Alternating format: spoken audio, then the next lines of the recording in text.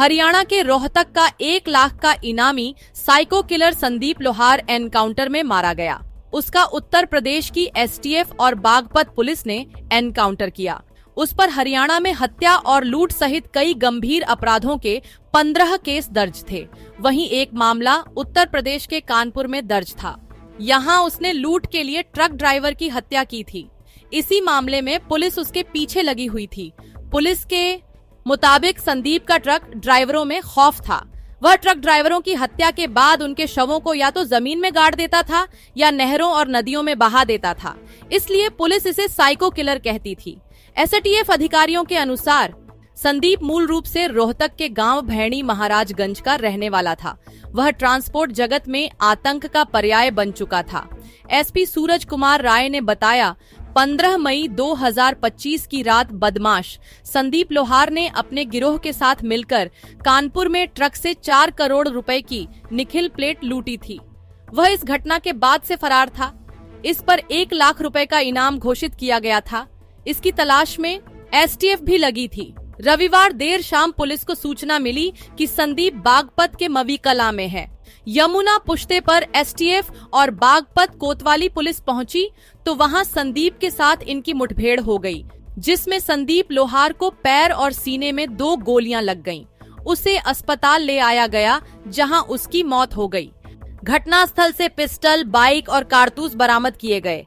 इस मुठभेड़ में एसटीएफ के सिपाही सुनील कुमार भी घायल हो गए, जिन्हें इलाज के लिए अस्पताल में भर्ती कराया गया है।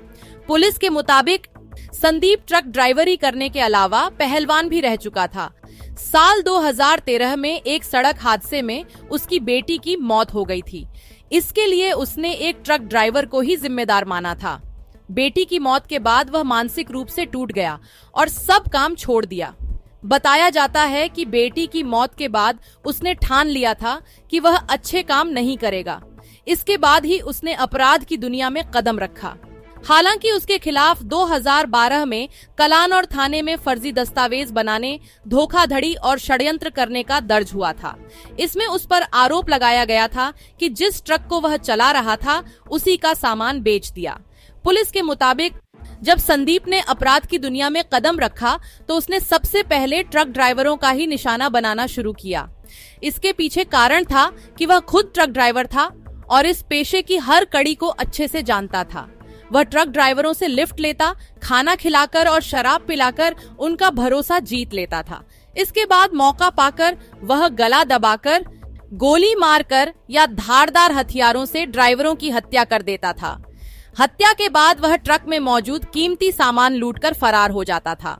पुलिस के अनुसार संदीप ने अब तक 4 से अधिक ट्रक ड्राइवरों की हत्या की।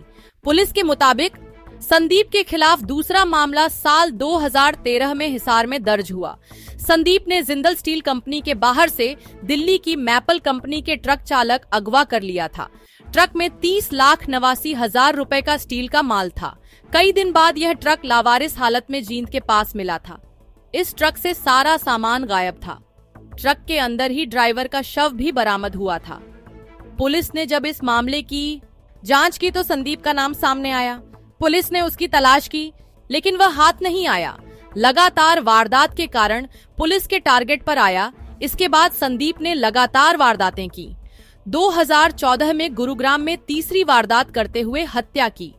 चौथा मामला हिसार के हांसी के सदर थाने का है, जहां पर 6 अक्टूबर को एक ट्रक चालक की हत्या कर सामान लूट लिया था।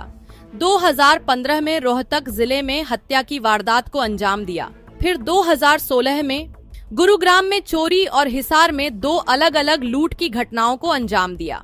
इसके बाद उसके खिलाफ 5 साल तक मुकदमा दर्ज नहीं हुआ। फिर 2021 में रोहतक में मारपीट का मुकदमा दर्ज हुआ। 2023 में रोहतक में चोरी समेत 3 घटनाओं को अंजाम दिया।